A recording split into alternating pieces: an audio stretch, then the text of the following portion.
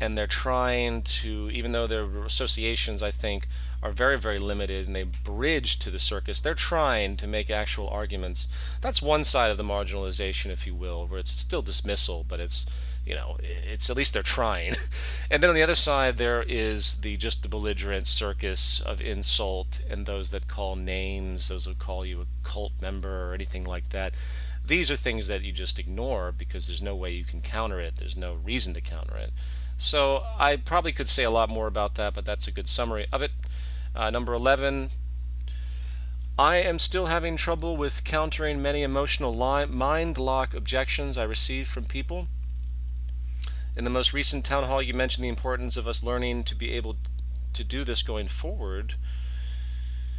Let's see. The biggest problem I have is having people see and understand the real disconnect between money and the life sequence of value. Many people who have watched Zeitgeist moving forward just do not see it, even when it is laid out so abundantly clear for them. How do we make this disconnect clearer to these people?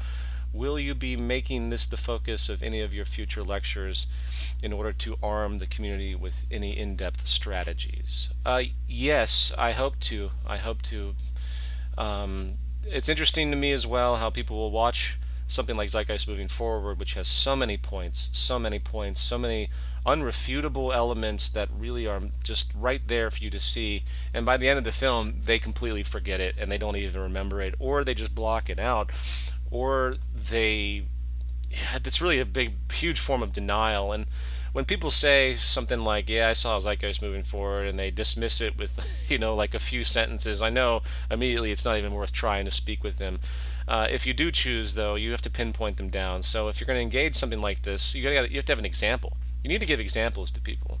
You need to say something to the effect of, well, okay, don't you understand how cost efficiency is creating inferior goods at the expense of wasting resources and creating and generating pollution? You can take that as a starting point, for example. That's a very good one. Then you can elaborate on planned obsolescence, intrinsic obsolescence, and then go step by step to get them to understand the rationale of this basic corrupt nature of producing inefficiency, because that's what the system demands. So that's one strategy I would say. You have to back them into a corner and just start drilling them on specific points. Make a list. I do this. Make lists of point-by-point lists. Maybe I'll post some of my lists that basically are in two categorizations. The first categorization would be the problems of the current system, and the second categorization would be the solutions of the system based on this sort of life ground reference that we talk about of scientific causality. And then update that list as you go along with the type of objections that you continually see, ignoring the circus, of course. And then and then share that, of course, with the fellow members. This is everyone's going to be engaging in different ways in different communities, so sharing it's very, very important, but I do recommend that. And number 12, what do you say to people when they say that the Zeitgeist movement Venus Project split has damaged the movement's image? I don't really say anything because I don't think that way. I'm not interested in the movement's image. I'm not interested in the categorization of the movement. The movement is a set of people trying to communicate values in a very, very proactive way. And I'm not concerned with my image. I'm not concerned with the movement's image. I'm not concerned with the Venus Project's image. I'm not concerned with making friends. I'm not concerned with anything but being truthful and honest about what we're doing and the necessity to engage the public in whatever way we can. So if people have a problem with the movement for whatever reason, that's their problem, not mine. Number 13, I would also like to ask where the Zeitgeist movement members can post their suggestions on how to make the movement more efficient. Okay, well, the forum is one thing that we continually have, but I've been trying desperately to get new systems of interaction. But remember that the global site is just an amalgam element. There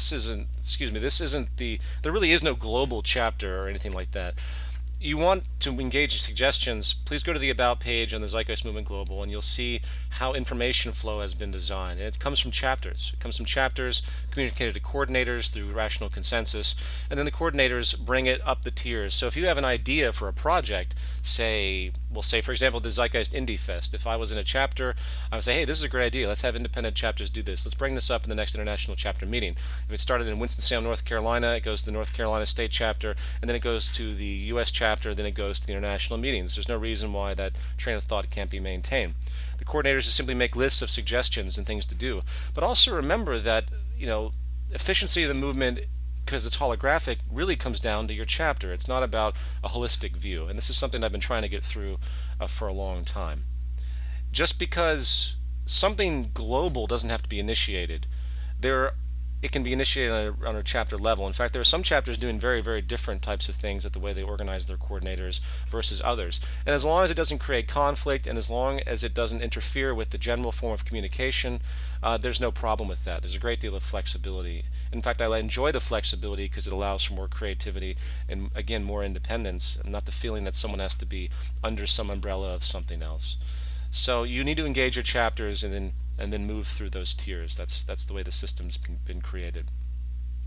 And of course, share ideas in general. If something comes up even just on a forum post, you never know. Sometimes this stuff can be very, very simple. The newsletter, these are also things that can be talked about. You can submit newsletter articles and press releases about specific points. Press releases, of course, are specific to things that are happening in society, but the newsletter has more flexibility as far as ideas. So let's see, number 14, I believe. Okay, I have to skip that one because I'm not familiar with the person sourced. We'll go to another number 14. While I have ideas and suggestions of my own, I was wondering if you could supply in your own words and based upon your own opinions some ideas as to what we can do to begin affecting change on local levels to bring communities together. I realize you have done some of this in the past, but information changes, and you may have some more to offer here now than you did then. Well, the local level again comes down to the chapter interests and the cultural relevance of the area. I mean, there might be certain things in some regions that don't exist in others that might be fun to engage as far as publicity. In other words, if you're in the Midwest, there might be something very, very different than if you're in New York City as far as a community event that you might do. The town halls, though, really are where it's at as far as I'm concerned, coupled with Zeitgeist Day and coupled with the Zeitgeist Media Festival. But there are other things, you have to use your own creativity. I can't be the one. In fact, going back to the prior question, as far as increasing efficiency, increasing this ability for us to communicate to the external, this is what we're all here to do. So, I've employed the main things that I think are important, and the town halls I think are the best thing that we have. Publicizing your town hall, making it interesting, making it kind of fun.